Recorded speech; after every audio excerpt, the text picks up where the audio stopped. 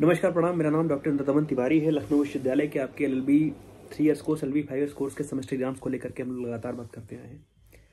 और आज के अपने इस वीडियो में हम बात करेंगे आपका LLB 5 ईयर कोर्स में 9th सेमेस्टर का जो अगला पेपर है इंश्योरेंस लॉ का, उसके विषय में। इंश्योरेंस लॉ के पेपर में आपका जो सिलेबस है, पहले हम लोग एक बार उसकी बात कर लें। पहली यूनिट इंश्योरेंस के इंट्रोडक्शन की है, इंश्योरेंस की मीनिंग की है, इंश्योरेंस का जो हिस्टोरिकल एस्पेक्ट रहा है उसको कहें, उसका विकास कैसे हुआ है धर्मशास्त्रों से, जिसमें आप मनु, कौटिल्य, याज्ञवल्क्य से लेकर के जो तमाम सारे एक्ट हैं वहाँ तक पढ़ते हैं। उसके बाद जो ब्रिटिश रूल के अंतर्गत इंश्योरेंस है, पोस्ट इंडिपेंडेंस इंश्योरेंस है, 1938 का इंश्योरेंस एक्ट है, और general insurance business act of 1973 है, IRDA है, IRDA ने बड़ा रोल प्ले किया है, और जो इंश्योरेंस बिजनेसेस का जो 1956 का नेशनलाइजेशन वगैरह है, ये सब आपको पढ़ना होता है।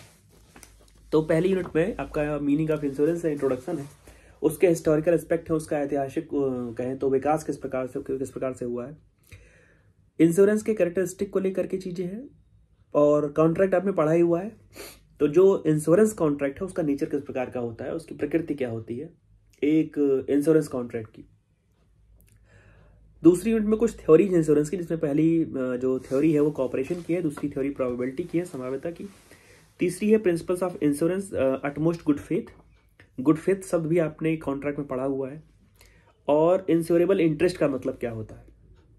तीसरी यूनिट में इंश्योरेंस के टाइप्स हैं, जिसमें लाइफ इंश्योरेंस है, मरीन इंश्योरेंस है, फायर इंश्योरेंस है, बहुत सारे लोगों ने करवा भी रखा होगा, री इंश्योरेंस है, डबल इंश्योरेंस है, इंश्योरेंस एंड वेजेस है, मिसलेनियस इंश्योरेंस है, और चौथी यूनिट जो है वो कुछ जो इंश्योरेंस के बेसिक प्रिंसिपल्स हैं, जैसे इंडेमनिटी है। इंडेमनिटी भी आपने सेक्शन 124 इंडियन कॉन्ट्रैक्ट एक्ट 1872 में पढ़ा हुआ है, जब आप स्पेसिफिक कॉन्ट्रैक्ट पढ़ते हैं कॉन्ट्रैक्ट के दूसरे हिस्से में। सबरोगेशन का मतलब, डॉक्ट्रिन ऑफ सबरोगेशन भी आपने पढ़ा हुआ है, और कॉजा प्रॉक्सिमा है, मिटिगेशन ऑफ लॉसेज है, अटैचमेंट ऑफ रिस्क है, कॉन्ट्रीब्यूशन है। उसके बाद IRDA है, insurance regulatory authority, development authority जो है, कॉन्स्टिट्यूशन क्या है उसका, कैसे होता है, गठन कैसे होता है, उसके फंक्शंस क्या है, और थोड़ा हिस्सा आपके सिलेबस में कंज्यूमर प्रोटेक्शन एक्ट 1986 का है। मुझे लगता है ये एक्ट बदला जा चुका है, और सवाल भी शायद कुछ नए वाले एक्ट से भी पूछे जाते हैं। पुराने पेपर्स की अगर बात कर लें, पुराने सवालों की अगर हम बात कर लें कि किस प्रकार से सवाल आते थे, किस प्रकार सवाल पूछे जाते थे, तो जैसे आपको एक सवाल पिछली, खैर इसमें एक चीज ये है कि आप अगर सिलेबस उठा करके देखिए तो 3 टॉपिक, 4 टॉपिक, 3 टॉपिक, 3 टॉपिक ऐसे करके है, तो आपको कम से कम 2 तो पढ़ने पड़ेंगे सिलेबस में आपके जो है। और वही सवाल कभी किसी अन्य तरीके से, कभी किसी अन्य तरीके से पूछे जाते रहे। जैसे एक सवाल जो है आपके लिए, जो इंश्योरेंस का, उसके मीनिंग का मतलब, उसका इंश्योरेंस का मतलब क्या है, इंश्योरेंस का जो हिस्टोरिकल एस्पेक्ट है उसका विकास किस प्रकार से हुआ, इस प्रकार से उसके इंश्योरेंस के कैरेक्टरिस्टिक्स को लेकर के सवाल पूछा जाता रहा है। तो इसको लेकर के आप तैयार कर लीजिएगा, इंश्योरेंस की मीनिंग को लेकर के, उसके इंट्रोडक्शन को लेकर के, उसके हिस्टोरिकल एस्पेक्ट को लेकर के, जो पुराने एक्ट्स रहे हैं जिसके माध्यम से ये सब चीजें हुई हैं इंश्योरेंस को लेकर के। तो वहां से एक सवाल आपको मिलता है कि जैसे एक्सप्लेन द ओरिजिन डेवलपमेंट, या इंश्योरेंस का मतलब क्या है, इसका अर्थ बताइए। पिछली बार एक सवाल पूछा गया है कि discuss the origin and development of insurance. तो इसी प्रकार का एक सवाल जो है आपसे निबंधात्मक पूछे जाने की उम्मीद रहती है। अच्छा, कॉन्ट्रैक्ट आपने पढ़ा हुआ है, अब इंश्योरेंस कॉन्ट्रैक्ट का मतलब क्या है, इंश्योरेंस कॉन्ट्रैक्ट की प्रकृति क्या है, नेचर क्या है, इस प्रकार के सवाल, उसके एसेंशियल एलिमेंट्स क्या है। पिछले बार एक सवाल पूछा भी गया है कि discuss the essentials of an insurance contract. तो आप इंश्योरेंस कॉन्ट्रैक्ट के एसेंशियल्स पढ़ने के साथ साथ आप उसका नेचर जरूर पढ़िए कि किस प्रकार का, जैसे एक सामान्य कॉन्ट्रैक्ट में और एक जो इंश्योरेंस कॉन्ट्रैक्ट है उसमें क्या अंतर है। जब आप पढ़ते हैं कॉन्टिजेंट कॉन्ट्रैक्ट पढ़ते हैं, सम्माश्रित संविदा पढ़ते हैं, तो वहां पर आपको थोड़ा सा ये चीज समझ लगता है कि वो भी किसी एक घटना के, वो भी किसी हैपनिंग के होने पर ना होने पर चूंकि आधारित है। तो क्या इंश्योरेंस कॉन्ट्रैक्ट भी उसी प्रकार से है। या जब आप इंडेमनिटी पढ़ते हैं, कॉन्ट्रैक्ट ऑफ इंडेमनिटी पढ़ते हैं, तो वहां जब इंडेमनिफाई करने की बात होती है तो वहां पर भी आप एक चीज देखते हैं कि वो loss caused by human error है। तो आप थोड़ा सा इंश्योरेंस में और थोड़ा सा जो सामान्य कॉन्ट्रैक्ट है उसमें क्या अंतर है, किस प्रकार से आप अंतर कर पाएंगे, ये भी देख लीजिए।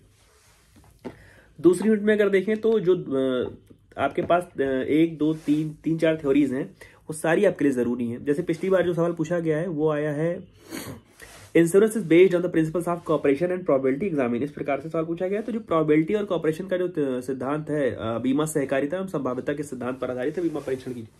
इसी सवाल को किसी अन्य तरीके से कह लें कि थोड़ा बहुत उसको घुमा के पूछने का चलन एक रहा है। जैसे सवाल पूछा गया है कि हाँ, insurance is based on the principles of cooperation and probability examine, तो इस प्रकार से भी आप एक सवाल की उम्मीद कर सकते हैं कि इस प्रकार से एक सवाल आपको मिल जाएगा। उसके बाद एक जो अटमोस्ट गुड फेथ है, ये आपके लिए बहुत जरूरी है। अटमोस्ट गुड फेथ वाला जो प्रिंसिपल है, इसका मतलब क्या होता है? पहली चीज तो गुड फेथ का मतलब क्या होता है? जब कॉन्ट्रैक्ट हम पढ़ते हैं तो सद्भाव में की गई चीज का मतलब क्या होता है, और कैसे आपके अगर आपकी कोई चीज इंश्योर्ड है तो कैसे आप भी उसके साथ में गुड फेथ से काम करेंगे। ये नहीं कि कभी आपने सुना होगा कि किसी ने अपनी दुकान जला दी, अपना घर जला दिया, मतलब वो एथिकली बड़ा गलत है पैसे के लिए, इंश्योर्ड अमाउंट के लिए। तो अटमोस्ट गुड फेथ का मतलब क्या है, principle of utmost good faith का मतलब क्या है, ये आप जरूर देख लीजिएगा।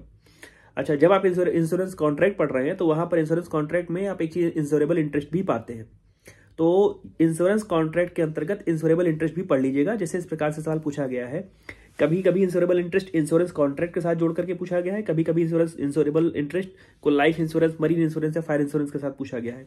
जैसे सवाल क्या है कि what do you understand by insurable interest, explain with reasons it's applicability in life, fire and marine insurance. Life insurance में, जीवन बीमा में, अग्नि बीमा में व समुद्री बीमा के संदर्भ में कारणों सहित व्याख्या कीजिए, उपयोगिता बताइए किसकी, बीमीय हित की। बीमीय हित मतलब जो इंश्योरेबल इंटरेस्ट है, जो आपका इंटरेस्ट इंश्योर हो रहा है उसको लेकर के। अच्छा, आगे बढ़े तो जो ये लाइन है reinsurance, double insurance, insurance and wages वाली, इसमें आप री इंश्योरेंस, डबल इंश्योरेंस का अंतर जरूर समझ लीजिएगा।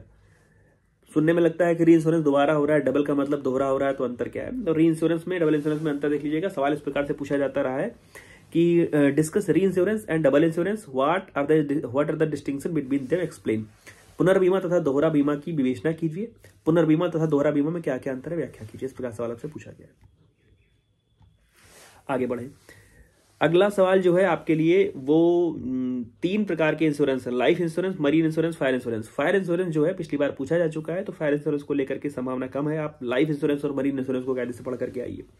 अच्छा, जब आप इंश्योरेंस, लाइफ इंश्योरेंस और मरीन इंश्योरेंस पढ़ रहे हैं तो सवाल किस प्रकार से आपसे पूछा जा सकता है कि व्हाट इज लाइफ इंश्योरेंस या what is marine insurance contract, what are the essential characteristics of life insurance contract या मरीन इंश्योरेंस कॉन्ट्रैक्ट, क्या इसमें विशेषता है, किस प्रकार से, मैं बार बार कह रहा हूं कि किस प्रकार से अन्य या साधारण कॉन्ट्रैक्ट से, अन्य संविधाओं से अलग है।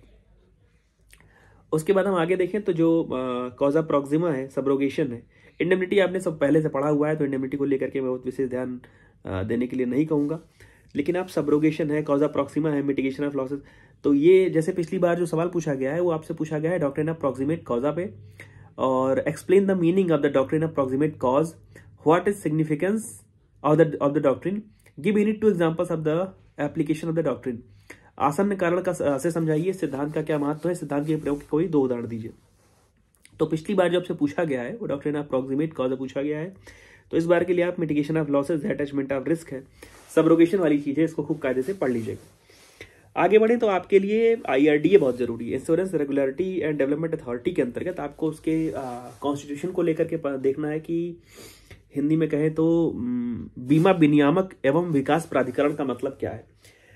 प्राधिकरण से अभी आप पेपर देकर के आए हैं, ईजमेंट वाला पेपर देकर के आए हैं, ईजमेंट और रियल एस्टेट लॉ, उसमें आपका एक सवाल भी आया था, हम लोगों ने चर्चा भी की थी लखनऊ डेवलपमेंट अथॉरिटी की, DA की, तो वहां पर आपने विकास प्राधिकरण में प्राधिकरण का मतलब समझा है, तो वहां उसी प्राधिकरण से ये भी समझिए कि बीमा विनियामक एवं विकास प्राधिकरण जो IRDA है, इसका मतलब क्या है, इसकी आवश्यकता के ऊपर इसका विकास किस प्रकार से हुआ, और IRDA लाने के पीछे जो मंशा थी वो क्या थी, किस प्रकार से IRDA ला करके इंश्योरेंस की चीजों को और बेहतर किया गया है और उस पर नकेल कसी गई है इंश्योरेंस कंपनीज पे। तो IRDA को लेकर के आप उसके डेवलपमेंट, उसके कैसे उसका विकास हुआ है और उसका कॉन्स्टिट्यूशन, IRDA का जो कॉन्स्टिट्यूशन उसका गठन किस प्रकार से होता है, और साथ ही साथ उसके पास जो पावर्स है, उसके पास जो फंक्शंस है वो जरूर देख लीजिएगा कि IRDA के पास इंश्योरेंस रेगुलेटरी डेवलपमेंट अथॉरिटी जो है उसके पास अधिकार क्या है, कार्य के, उसके पास शक्तियां क्या है, उसके काम करने का तरीका क्या है, इस प्रकार से चीजों को देख लीजिएगा।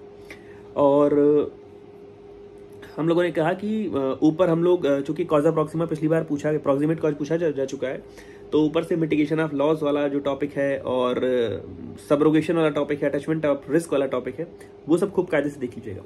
प्रयास करिएगा कि एक बार आप जो इंश्योरेंस की जो शुरुआत है, इंश्योरेंस का जो डेवलपमेंट हुआ है, जो उसका जो ऐतिहासिक विकास हुआ है, हिस्टोरिकल डेवलपमेंट हुआ है, उसको खूब कायदे से पढ़ लीजिए, क्योंकि वहां से चीजें आपसे पूछी जाती रही और बार बार पूछी जाती रही। तो ढेर सारी शुभकामनाएं आपको आपके इंश्योरेंस लॉ के इस पेपर के लिए। आपका जो अगला पेपर होगा उसके वीडियो को लेकर के मैं जल्दी उपस्थित हो जाऊंगा। तब तक जुड़े रहिए मेरे साथ। धन्यवाद, प्रणाम।